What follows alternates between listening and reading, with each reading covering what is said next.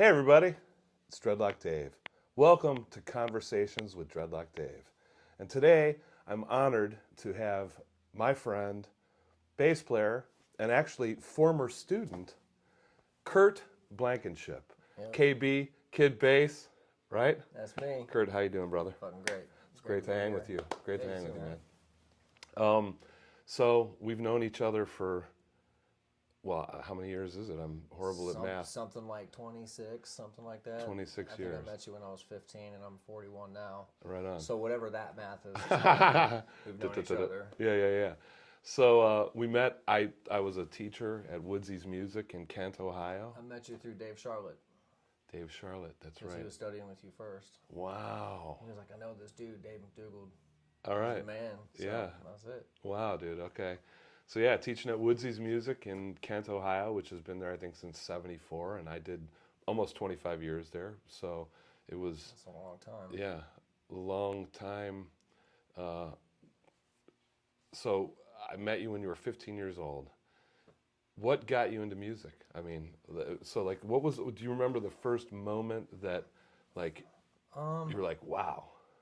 I think I'm not. I guess I almost don't remember how I got into it, but I do remember that my grandpa used to. He was a fiddle maker in West Virginia, and I got one of his violins, and I guess I just thought that was cool and just started playing it.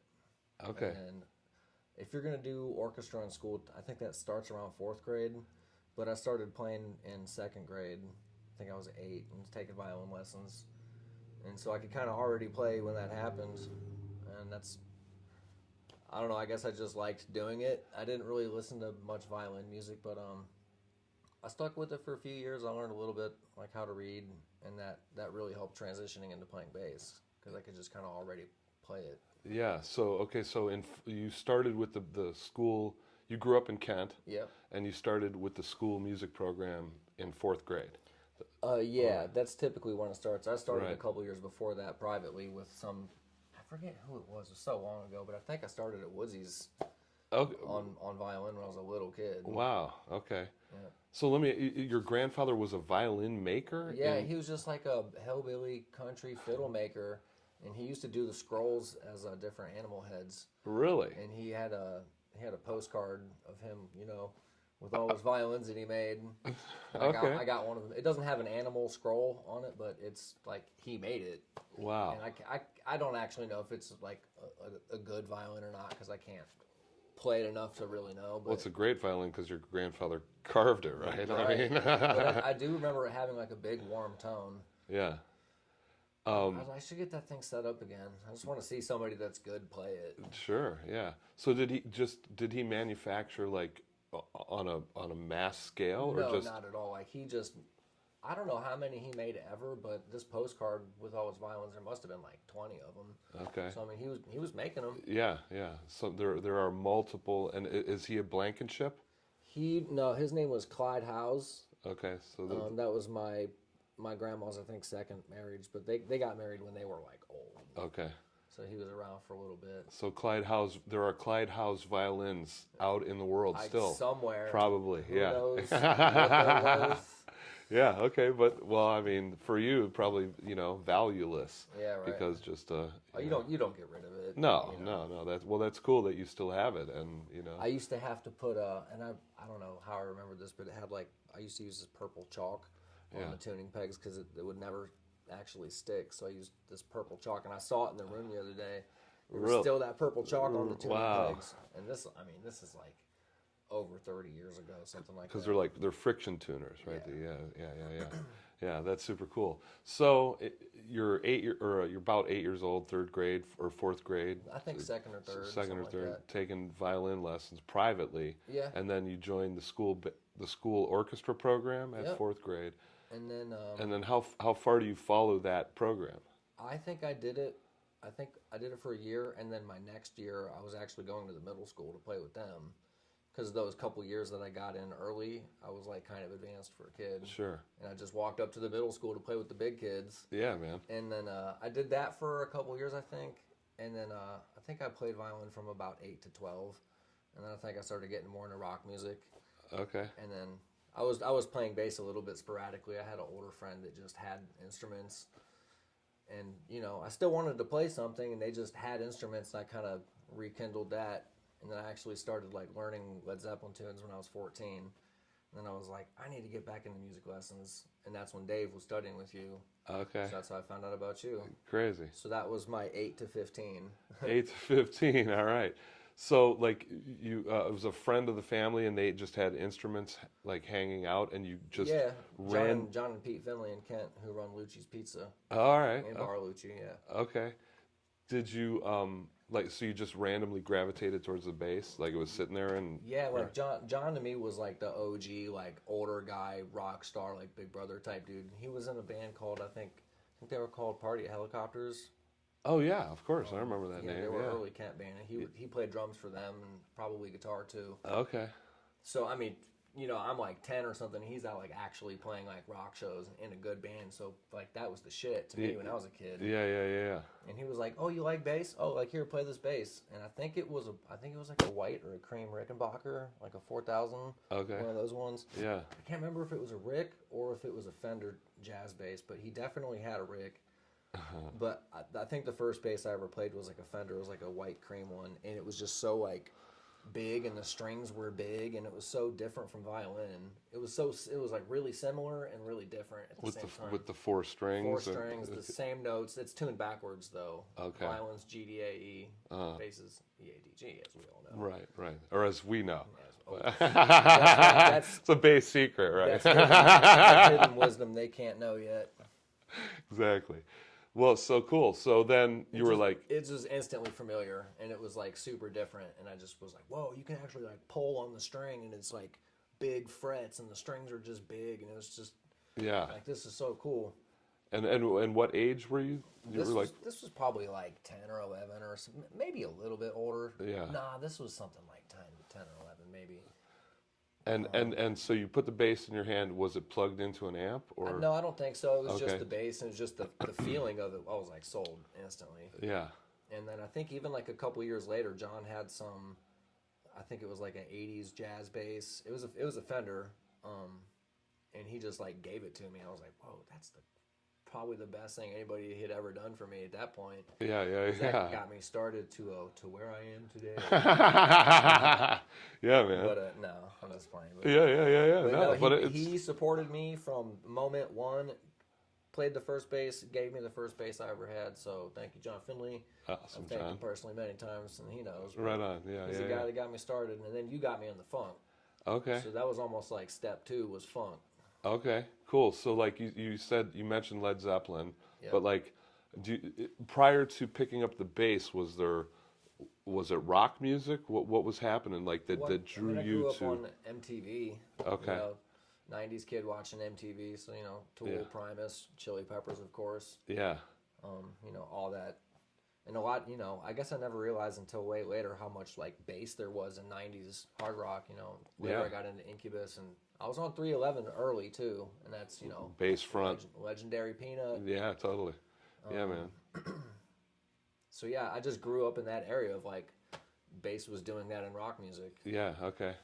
And so when you saw that bass and you put it in your hands for the first time, were you already aware of the bass thing that was happening in popular music at the time, where did you make that connection between? I think probably studying with you.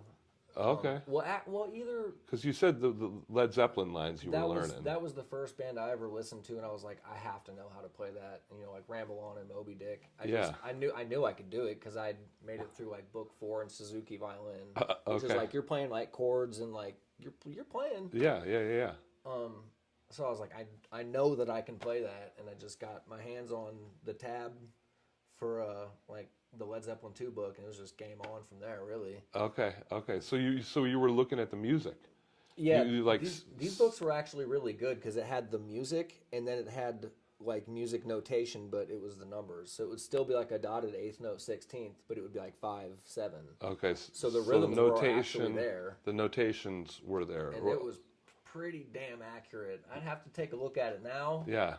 I mean, Hal Leonard in the 90s, they were like the people who were transcribing those like lines. All the Lemon Song was in there, the whole thing's Yeah. like somebody sat down and figured it out and wrote it down. So it's got to be Yeah. close, respectably close. Yeah. Close enough for Hal Leonard, Right. which is like really great. I mean, like 90% of 90, even 99.5% of the time. And those books were cool too because it would give you a little preface about the song, some things they did in the studio, Sure. what the song was about, and then it's like, oh, this type of bass line utilizes like this type of feel with the forward neck pickup tone. Like, Okay. cool. It's like a little music lesson before you get into the song, A little insight and background. and then they give an accurate transcription of the song. And then after Zeppelin 2, it was Zeppelin 1, so I got that book too and had to burn through that one. Yeah. But yeah, Led Zeppelin was kind of the start for being like, oh, I have to know how to play that. So who turned you on to Led Zeppelin? I mean, how did you I'd have like? to say Nate and Dylan Hart. Okay. Those are the dudes I grew up skating with. And, They're like, check out Zeppelin, man. yeah, well, Dylan was always on like 90s hip hop, and Dylan was the older brother. 90s hip hop and like Led Zeppelin, pretty much. That's a crazy combination. I was about really. to say classic rock, but like, let's be real, Led Zeppelin. It was like hip hop and Zeppelin like all the time. Totally, man. Excellent. Well, And cool. I used to jam with those dudes in their basement, and that's kind of how I learned like how to play with people. Nice. And then I started taking lessons with you. So I was like jamming with people and was like, I want to actually get good at this. Okay. And that's when I came to you. And was Right like, on. Show me the way. Nice, dude. Excellent. Well, I remember we were talking when you came in. You played, what was it, Ramble On? Ramble On, yeah. Like I normally when I'm introducing myself to a new student, I'll be like, let me just see a play so I can figure out like kind of where they're at level wise and their technique and look at their hands and Might do some funny business. Right. Totally, man. But yeah, that was a I taught hundreds and hundreds of students over totally 40 imagine. years, and obviously you were one that stuck out. We've been friends all these years, and every time you come through town, you're like, dude, I'm coming through town. So I totally appreciate that, man. Yeah, right. Of course, man. But so you come to lessons, and I know, like, I don't know, your impressions of you've shared them with me before, but I try to curate my lessons to the specific student and move them in the direction that they specifically want to go. Not everybody learns the same. Not everybody wants to learn the same thing. All these Some things. people just want to rock. Yeah, Some right, people man. want to nerd out with a metronome. Some people just want to like hang out with somebody and talk. It's like I've been like a psychologist several times in several lessons. Okay, You know what I mean? Imagine that. Yeah. I remember when I was taking driving lessons, and I thought I got my girlfriend pregnant at the time. So my driving instructor driving around Berea, Ohio, I'm telling him like, oh my God, But anyway, yeah, I digress. So I taught you some stuff, I guess. The funk, yeah, it showed me the way of the funk. The funk. The bass tape. The bass tape, yes, I did. Did you remember? I mean, I remember like there was. I mean, it had like Beatles, Jocko, Sly and the Family Stone, Meters, Bob Marley. And the first song that taught me about space really was "I Shot the Sheriff" because it's all boom, boom, boom, boom. Ba-doom, boom. Yeah, check it out. Like he's not playing at all right here. Yeah. Back in, yeah. So that space is like super important, and to keep that space tight rhythmically too. That's like, right. Such a good lesson. I couldn't have rattled off as many songs as you did off that, but I used to make it was basically my favorite songs and bass lines that like moved me. And it wasn't all like bass shit. No, it was just like real tasty music that just is like bass featured for sure. Yeah. There's gotta there's gotta be a couple of songs I'm forgetting on that, but that was like the meat of Yeah, it. totally. Yeah. Oh yeah, Dear Prudence, the Beatles. Yeah, that's right. Yeah, that's great. So I'm kind of proud of myself that I did share that with you because that's so I'm 15 jamming this shit. I'm like, oh, okay. Yeah, right on. That's cool. Well, thank you, dude. Thanks for sharing that memory. So you took that and you studied with me for a year or so. It was like a year or 2 years, something like that. And then we had a brush up. I went out and played a bunch of shows and came back for a brush up lesson when I was 21. Yeah. Okay. And you hit me with Autumn Leaves. All right. And I was like, okay. Yeah. So you were playing around Kent? Yeah, at Ken this time? Ackland, Cleveland. I was in that band Caligo, that metal band. Right. And we were actually like selling some clubs out and stuff. I And, like, remember that. doing like little. We did a couple 2-week tours and a bunch of like, weekend warrior shit 3 days a week, and we were playing like a couple times a month for a few years. Yeah. And when you're teenagers, like that's playing a lot, and we're playing for like hundreds of people like regularly. Yeah.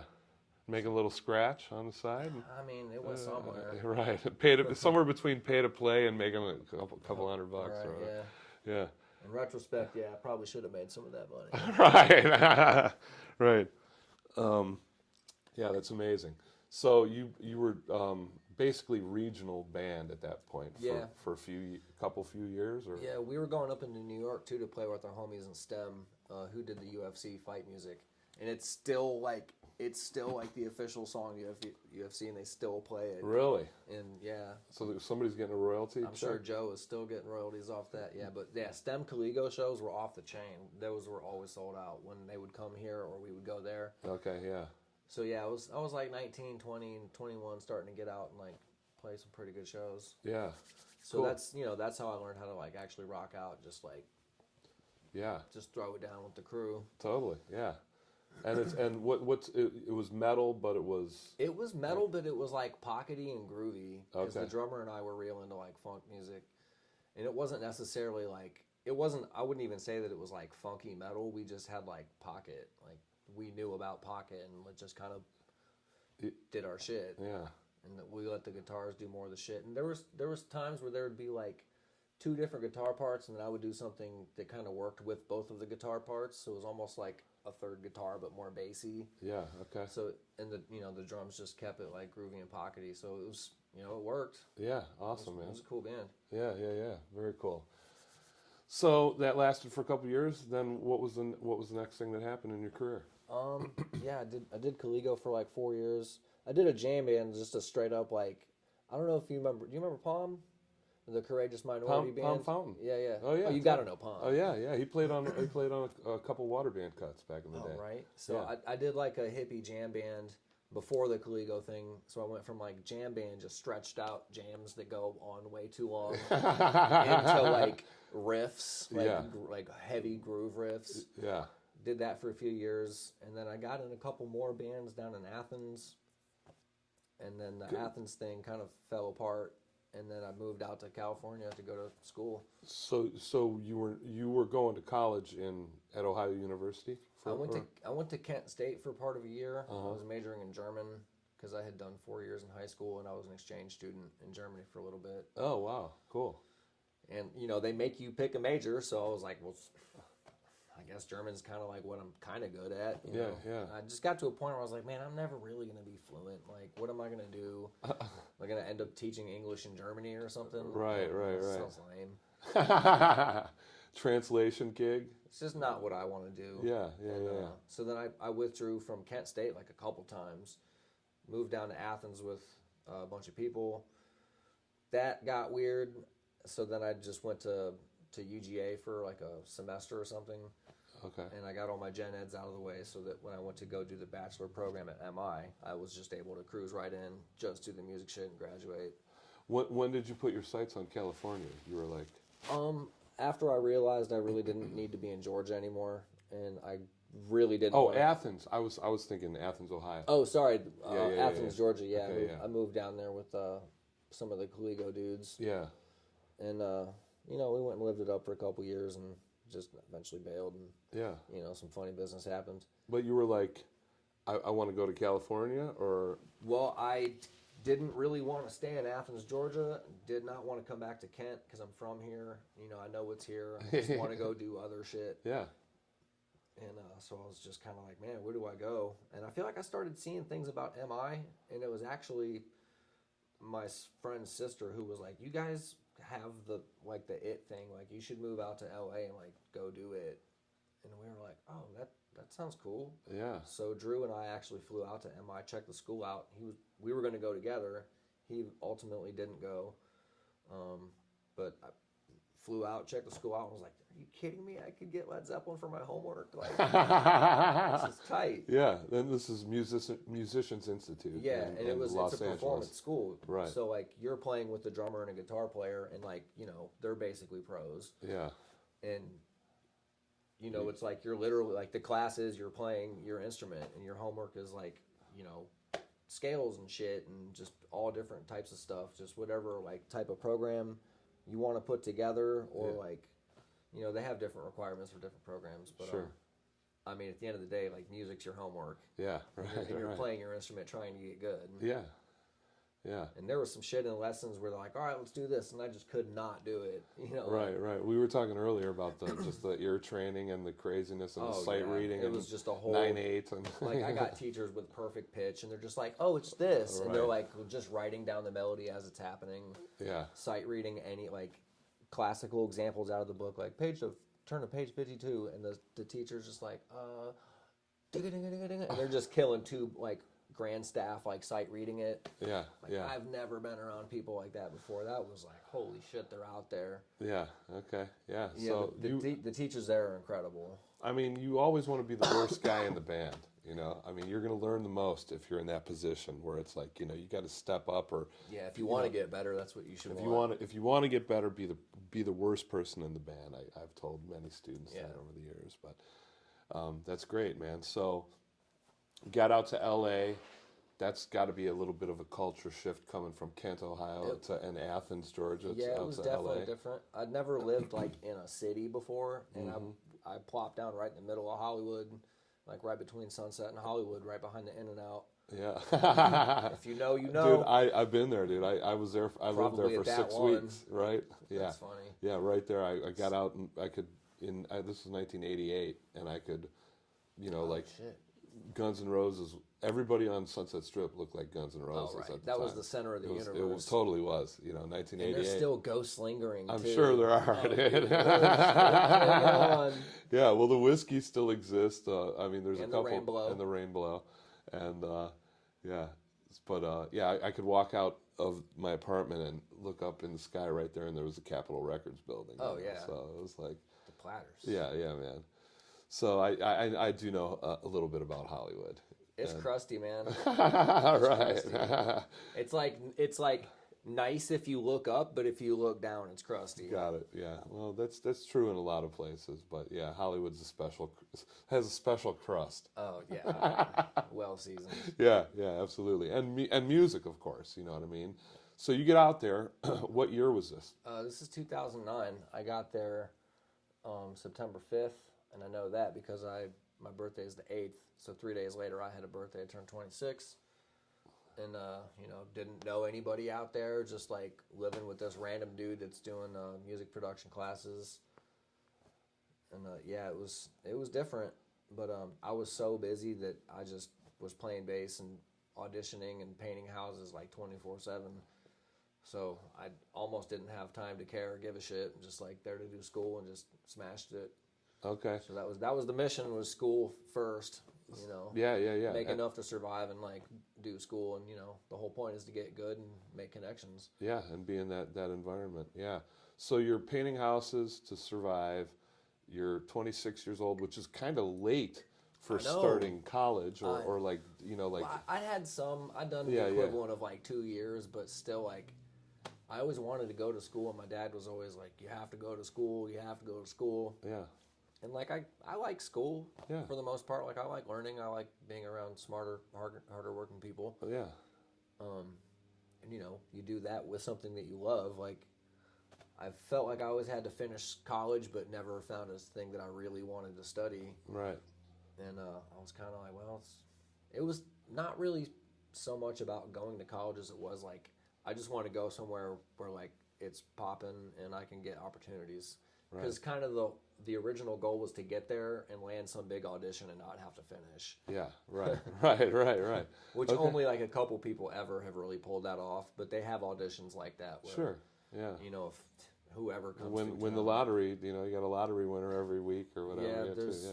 you know. Yeah. So that was like half the reason that I went. And it's funny though, because so many years later, none of the people that I auditioned for or like went and did this thing and got a call back and did another thing, like none of them ever broke out and did anything. Yeah. Interesting. Yeah, it's a small percentage. Well, dude, of the, you know, hundreds of students that I've taught, I only know of 3 that went on to like have a serious bass career, which you are one of them. And but yeah, it's a small percentage. I mean, it's a hard thing to do to become a full-time musician and make it and survive, you know, all that stuff. So you're 26. You go to Musicians Institute and you finish your bachelor's degree. Yep. It took how long? It took you a couple years. Yeah, it was a 3-year program. Okay. Because I already had all my gen eds out of the way, so it was just the music classes. Okay. Yeah. So I was able to knock that out. Well, I actually had to push back my graduation because I started touring with Wax. And like I knew I was going to do the tour, but I asked a couple teachers. I was like, "Should I do the tour or should I finish school?" And they were like, "Dude, do the tour. What are you talking about?" I was like, I know. Yeah. Of course I'm going to do the tour. I've been a huge fan of Wax since I was like 19. Yeah. And now I'm jamming with him. It was fucking awesome. Yeah. So what was that audition like? You're in school I didn't have to audition for him. Like we were kind of friends. Okay. He knew I was a fan. I'd been out to shows. I used to go see him in Cleveland.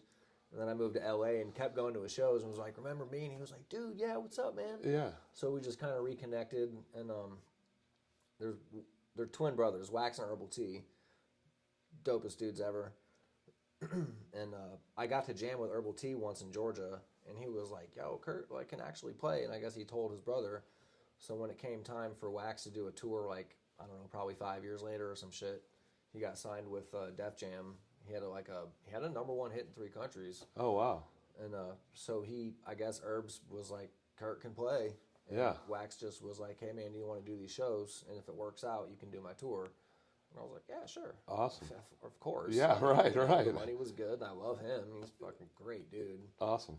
And we were rolling with EOM too. That was like his, made a lot of beats for him and DJ'd for him. Just had like the best like DJ voice ever. Yeah. So yeah, that was sick. So I went and did those tours, came back, and I actually finished my arranging final on Warped Tour. I was playing in 2 bands every day. Yeah. Because I was playing with George Watsky and Wax, while writing a horn arrangement, and came back, handed it in, and graduated. Excellent, man. Excellent. Well, congrats So I on just that. That's glided in for a little landing. that sounds like a perfect like senior moment, you know, as a graduate. Like, Yeah, you got a couple cool, super cool gigs under your belt, and Yeah, and people were like, finishing "Oh, up. whoa, he's out on tour. He's like over in Europe. He's on Warped Tour." Yeah, man, that's killer, dude. Excellent. So that process. So now you're what, 27, 28 years old after being in. Well, I started touring with Wax when I was 29, so I had been there for a couple years, Okay. and then got with him I think early in my 3rd year, and then had to push the graduation back. But yeah, I was there for a little bit. Yeah. Yeah. Got to learn some shit, and went out and hit it. Cool. And then so after your tenure in Wax, what was the next thing that happened? Basically, I got linked up with Head PE right after, like pretty much right after that. Warped Tour money was running out, and I was looking for gigs. I always look for gigs anyways. You're a musician. Out there, you just never know what you might find. Totally. So I'm looking around on Craigslist for gigs, and I just see Head PE needs bass player immediately. Our guy wants to go home. Call Jared. And then there's Jared's phone number. And I was like, oh yeah, I know Head PE. I've known them since they came out, basically. Yeah. The dude that used to run Nag Skate House in Kent showed me them in like 95. Yeah. And I didn't really get it. But he was the first dude that I ever knew that knew Head PE. And I guess they had come through to the skate shop, and I don't remember if I was there to meet him or not. Yeah. Okay. But, Wow. You know, skinny little blonde kid. Dude probably could have never convinced him I was going to end up in his band. Right. Right. Totally, man. Because they're rolling with like crusty punks, and there's like, you know, skater dudes and all that. Yeah. But, Because you're a skater too. Yeah. That's a big. Yeah, that was the big connection too. Okay. So I was like, oh yeah, I know that name. And I recognized 2 of the songs right away, Bartender and Killing Time. And then they had another kind of like semi-hit with Renegade, which I think I recognized. But I was like, oh, I can play that. You know, it's just like groovy pocket riffs. Yeah. It's just got to feel good. But I was like, I don't know if I'm going to look the part, because they were a little bit like, I don't know how to describe it, very like West Coast underground, like punk rock kind of shit. Okay. I was like, well, I'm not all like styled out like that, but you know, Yeah. I've always had a bit of a skateboarder style to me, and it works. Right. Right. And that's part of the thing with getting gigs. You need to look the part too. Totally. Yeah. You know? Absolutely. it's almost sometimes more important Dude, than the level of, you know. Oh, I've rolled with bands that literally like they're not even playing, Yeah. but they look cool. Yeah, right. This guy in England was like, "Oh, I'm totally pantomiming," Yeah. and just like didn't care. He just wanted to go tour in a band. I'm like, "Hey, whatever, man. Yeah, yeah, Hey, right. do your thing." Right. Wow. So Craigslist ad, Yep. Head PE was already, they've been around for 30 years at that point, or 25. 20 something. 20s, Yeah, they yeah. started in '94, and I think Okay. they got signed in '97. Okay, yeah. They were on MTV in like 2000. Right. So they were actually like an important. It's a funny genre because it's like new metal was super hated on, but it's like coming back, and it was more of like an era. It was just like fun, Yeah. just goth Dude, kid heavy metal shit. Everything comes back at some point, you know and what I it's, mean? yeah, it's starting to it's come back. cyclical. It'll Limp just Bizkit never went away. They stayed huge. right. Aren't they playing the Sunoco in Dayton on a 420? Probably. No, there's a. I think it's a joke meme that's going around that at the last few years, like Limp Bizkit, they're advertising at some like just like at Dunkin' County Donuts fair or or some no like some like even smaller than the county fair, like just a joke thing. But yeah, so I mean, Head PE was in the new metal category, yeah. and rap metal conglomeration, and Yeah, I mean, pretty- I've seen many shows. I wasn't hip to them back in the day; it wasn't my thing. Yeah, but- it wasn't mine either, but turns out they have some jams. Oh, Like, totally. they have a bunch of really good shit. I was like, oh, they're really diverse. Yeah, well, I highly recommend going to see a Head PE show because I get you in. I know a for a guy. ticket price. Just bring gifts. Yeah, right. There you go. It's a great show, man, because you guys are very diverse, even though you're, I mean, Yeah, maybe you're in the new metal section or whatever, subgenre they are now. But you guys Yeah, are a diverse band and entertaining as hell and catchy tunes. It's a and live band, man. Yeah. For sure.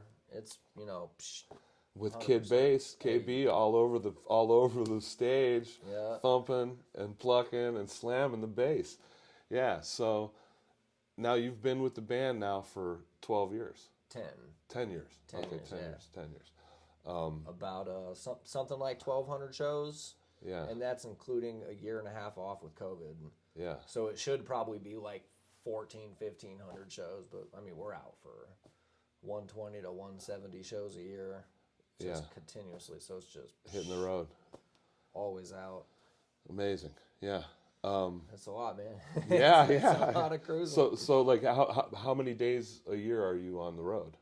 I mean, about between 120 and 170. Oh, okay. I mean, 120 is kind of a light year, but it's usually 150-ish. Okay. Which is More than 6 months out that's of like a year. every third day throughout the whole year you're Yeah. playing a show. Yeah. Yeah. It's just in little clusters. It's in these clusters called tours. Yeah. You go Right. do a tour and then you go do another tour. Yeah, yeah, totally. And you've been all over the world at this point. 10 years in the band, you've been... Yeah, I've been as far west as Perth, Australia, which is the west coast on Australia. Mm-hmm. And that shit is so far away. And I've been as far east as Russia.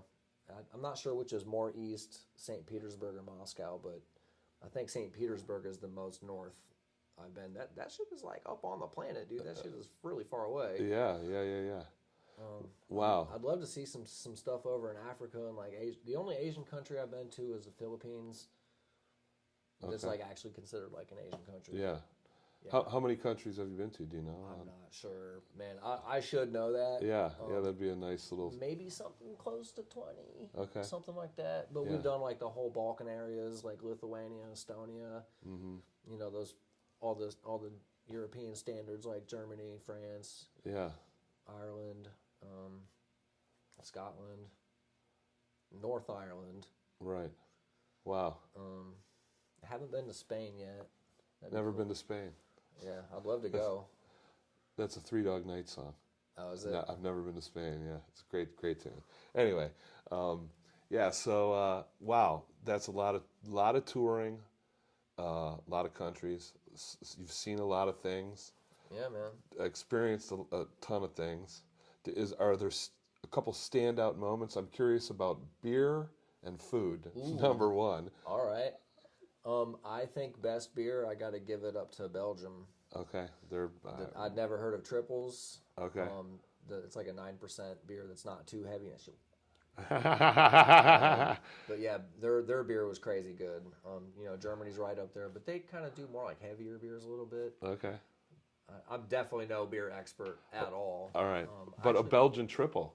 yeah, Because to me, most of the Belgian triples that I've had, they're syrupy sweet. Is that yeah, or something they're different? not like they're heavy, like they have a lot of alcohol, but it's not like a Dunkelweiss where it's like a dark beer. Yeah. It's like Yeah. still not as heavy as a Guinness, but Okay. it's I don't know that I guess they just seemed like lighter to me because it has more like a crisp taste. Okay. I don't know. And, Again, not an expert. I could be completely wrong. I just No, remember having a triple and being like, "Wow, this is not heavy for like a 10% beer," and I'm wasted. Right. So Okay. that's my take. Easy drinking. Okay. Cool. So how about a food moment? Food moment. I was in the Philippines and had pig face. Really? It's called sisig. I think it's called sisig. It's like peppers, like scrambled eggs, and like cheek meat. Okay. And, like I knew what I was eating. I was a little like, okay.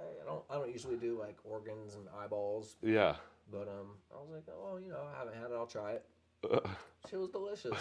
Was it presented as the It- actual face? Like, could you see No, it? hell no. Okay. No, it just kind of looked like a breakfast, like a scramble mashup. Oh, okay, you know, okay, So okay. it was pretty basic. Yeah. A lot of pork over there. Sure. And the other craziest thing I ate in the Philippines was it's called pusit. I think it's Pussit. It's like baby squid, Okay. like baby octopuses. Mm-hmm. But then they do a sauce of the black ink, Okay. and they were a little bit cold, and it tastes about like what you would think.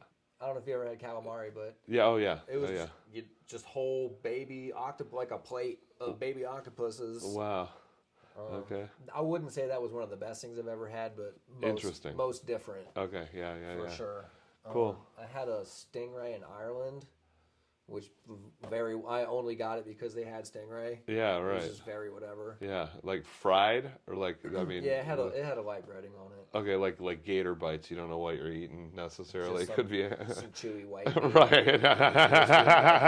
Right. Right. Right. And if you're anywhere in the UK, it's all kebabs, Okay. kebabs and doners, Yeah. doner, however you want to say it, shawarmas. Right. Like when you're done with the gig and you hop outside, like that's what it is. Yeah. Or like gyros, Yeah. shawarmas, kebabs. Sure. Yeah. Yeah, I'm not like super food guy, but I Yeah. don't know. Yeah. I'm a beer and food guy, so I just have to ask. I don't know- Anybody I who's don't know if traveled that's- as much. I don't know if I satisfied your food, Absolutely. your food Absolutely. question. Absolutely. Yeah. So how about what's it like to play for literally thousands and thousands of people over It's- all these years? I mean, Like it's cool. Yeah. It's easy to be like it's cool. I guess I'll break it down a little more. Like when it's a hit, man, it's a hit because it's like way more people. But it's also kind of dissociating too because sometimes they're so far away from you. Yeah. And you're like up on the stage. It's like probably too high up in the air, and the people are 20 feet away. But then there's like 100,000 of them. Right. So it's like they're so far away, but then they go for so far back. So it's like. But I think my favorite size shows actually is about like a packed 500, like 500 to 800, where they're Sure. still kind of up on your shit. Yeah. And it's just like if you can get the whole room bumping, that's kind of my favorite show. But sometimes, Absolutely. like I've played festivals and they're not necessarily all there to see you, Yeah. and you're doing your thing, and it's in front of so many people, and they're just kind of like, all right, cool. Right. That's never really happened with Head PE, but we had this wax show in like London. It was like 5,000 people, and no one gave a shit. It Right. wasn't like anything any one of us was doing because we were like the rap band on the Warped Tour. Yeah. And I yeah, just yeah. don't think they were there for hip hop that night. Right. So that Yeah. was, we got off stage and everybody was like, shit. It's like the Monkees opening for Jimi Hendrix. Yeah. Right. You know Yeah, what I mean? that was really cool. But when it's hitting, man, there's nothing like it. Absolutely. Yeah. I understand that packed room. It's like, you want to sell out the phone booth, man. Typically, the sound is better too. Okay. Because like sometimes like The tight space. like stadium shows and like the huge massive shows is just like I don't know. It's like sometimes there's too much kick or whatever and just kind of drowns everything. Yeah. Yeah. I don't know. Yeah. What's the largest audience you played in front of? Man, we got to do Polish Woodstock. Wow. In Poland, I think this was 2015. I was the only Blankenship in my whole family that missed my parents' 50th wedding anniversary.